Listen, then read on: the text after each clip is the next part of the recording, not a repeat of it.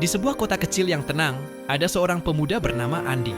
Minggu lalu, rasanya semua pintu tertutup baginya. Usahanya gagal, cita-citanya terasa makin jauh, dan semangatnya hampir padam.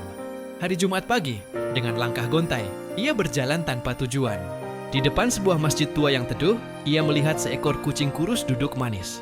Hatinya tergerak, ia pun membeli sebungkus nasi dan membaginya dengan si kucing.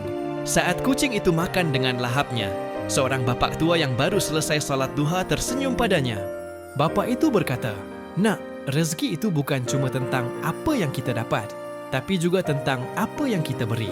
Kadang pintu rezeki kita terbuka justru saat kita membukakan pintu rezeki untuk makhluk lain. Kata-kata sederhana itu menampar Andi. Ia sadar selama ini ia terlalu fokus pada kegagalannya, sampai lupa bersyukur dan berbagi. Hari itu, ia pulang dengan secercah harapan baru. Terkadang, keajaiban datang dari hal-hal kecil yang kita lakukan dengan tulus. Selamat memulai minggu yang baru. Semoga kebaikan kecilmu hari ini menjadi pembuka pintu kebaikan yang lebih besar. Minggu lalu rasanya berat banget. Proyek yang aku siapkan berbulan-bulan gagal total, dan rasanya semua pintu tertutup. Kecewa? Jelas. Aku sampai mengurung diri, merasa jadi orang paling gagal sedunia. Pagi itu, aku paksakan diri jalan-jalan keliling komplek, sekadar cari udara segar. Di taman, aku lihat seorang bapak tua sedang sabar menyuapi istrinya yang duduk di kursi roda. Sesekali mereka tertawa, berbagi cerita yang hanya mereka berdua yang tahu. Sederhana, tapi hangat sekali. Momen itu seperti menamparku. Aku sadar, kebahagiaan itu bukan cuma soal pencapaian besar, tapi juga tentang bersyukur atas apa yang kita punya sekarang. Mungkin minggu ini belum sempurna, tapi selalu ada alasan untuk tersenyum dan memulai lagi. Semangat ya buat minggu barumu.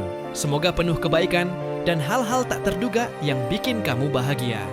Minggu lalu, aku belajar satu hal penting. Senin pagi itu, seperti biasa, aku bangun kesiangan. Dalam remang-remang kamar, dan mata yang masih setengah terpejam, aku langsung menyambar sepatu dan lari ke sekolah. Sampai di gerbang, aku heran.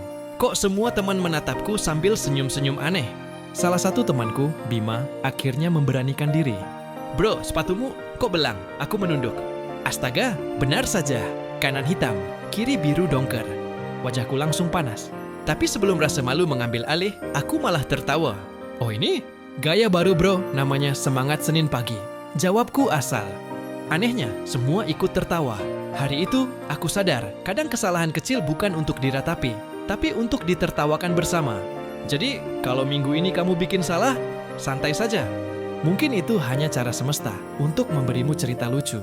Semangat ya teman-teman, sampai jumpa di video selanjutnya. Di sebuah kedai kopi kecil yang sepi, Rian menatap layar laptopnya yang kosong. Ide-ide terasa buntu, dan batas waktu pekerjaan semakin dekat. Rasanya minggu ini begitu berat. Tiba-tiba, seorang nenek dari meja sebelah menyodorkan sepotong kue. "Kamu kelihatan butuh ini, nak," katanya sambil tersenyum tulus. Awalnya Rian ragu, tapi ia menerima kue itu. Sambil menikmati gigitan pertama, ia sadar, kebaikan kecil ini seperti sinar matahari yang menembus awan mendung di hatinya.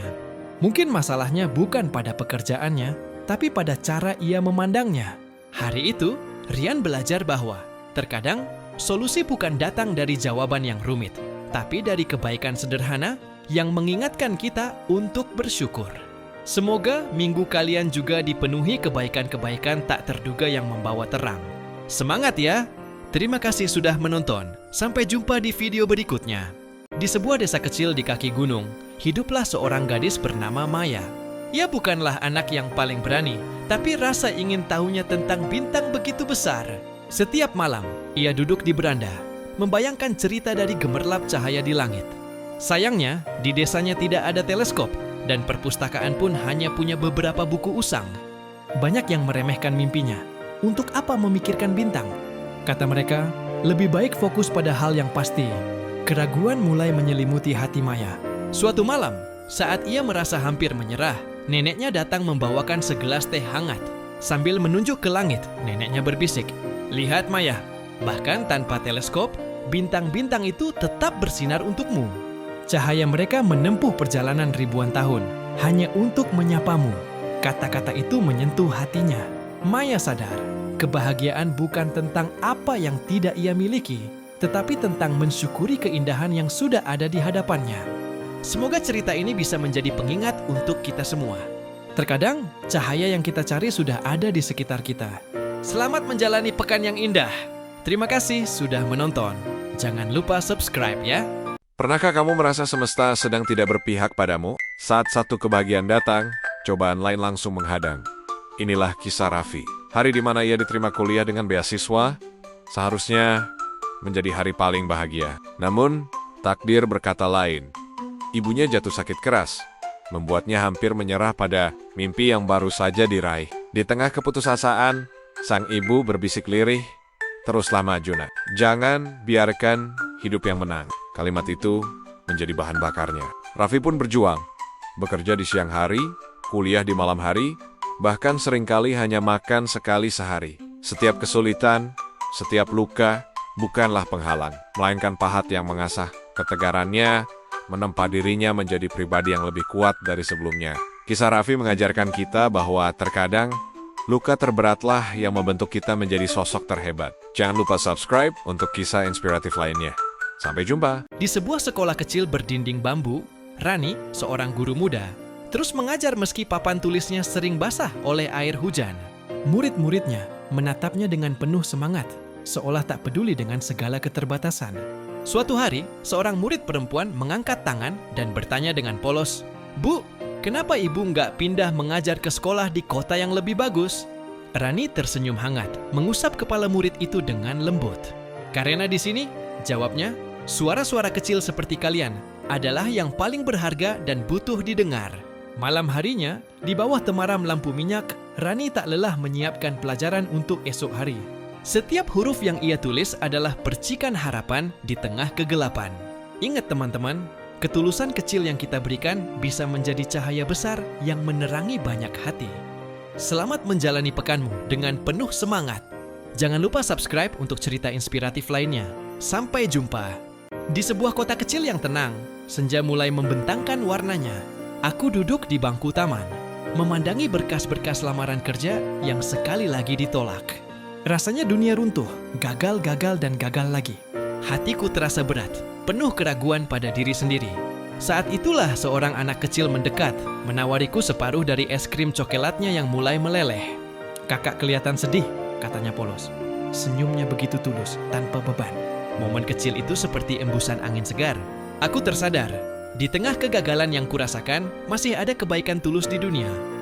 Mungkin aku belum mendapatkan pekerjaan, tapi aku mendapatkan pelajaran berharga hari ini. Kebahagiaan seringkali datang dari hal-hal kecil dan tak terduga. Semangat ya untuk kita semua yang sedang berjuang. Semoga minggu ini membawa kebaikan baru untukmu. Minggu lalu, Maya merasa dunianya runtuh.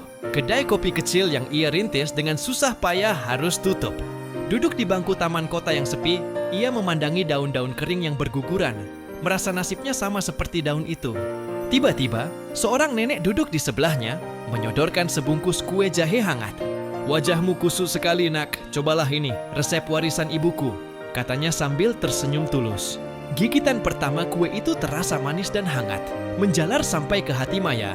Kebaikan sederhana dari orang yang tak ia kenal menyadarkannya. Kegagalan bukanlah akhir, melainkan hanya sebuah tikungan di jalan. Besoknya, dengan semangat baru, Maya mulai meracik resep kopi baru di dapurnya. Mungkin kedainya tutup, tapi mimpinya tidak akan pernah padam. Semoga cerita ini bisa menjadi pengingat bahwa di saat tergelap pun selalu ada setitik cahaya. Selamat menjalani pekanmu dengan penuh harapan. Terima kasih sudah menonton.